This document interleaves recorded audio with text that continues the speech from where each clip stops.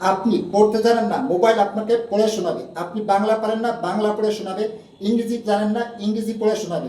আপনাকে অনেক সময় গুরুত্বপূর্ণ মেসেজ আসলে অন্যের কাছে নিয়ে যেতে হয় পড়ে দেখার জন্য, কিন্তু আপনার মোবাইলে একটা সেটিং চালু করে রাখলে অন্য কারো কাছে যেতে হবে না, আপনার মোবাইল আপনাকে পড়ে শোনাবে। প্রথমে আপনার ফোনের সেটিংসটা ওপেন করবেন, দেন এখান থেকে একটু স্ক্রল ডাউন করে নিচে আসবেন। আসলে পেয়ে যাবেন শর্টকাট অ্যান্ড অ্যাক্সেসিবিলিটি, এর উপরে ট্যাপ করবেন। এরপরে এখানে পেয়ে যাবেন সিলেক্ট টু স্পিক, এর উপরে ট্যাপ করবেন।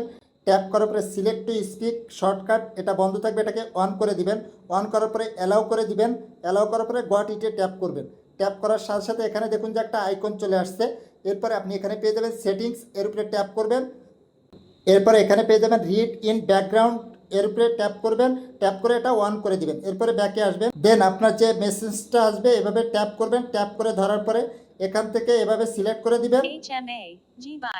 দেখুন যে এভাবে আপনার ফোনে যে কোনো এসএমএস বা মেসেজ আসলে আপনি আপনার মোবাইল আপনাকে পড়ে শোনাবে।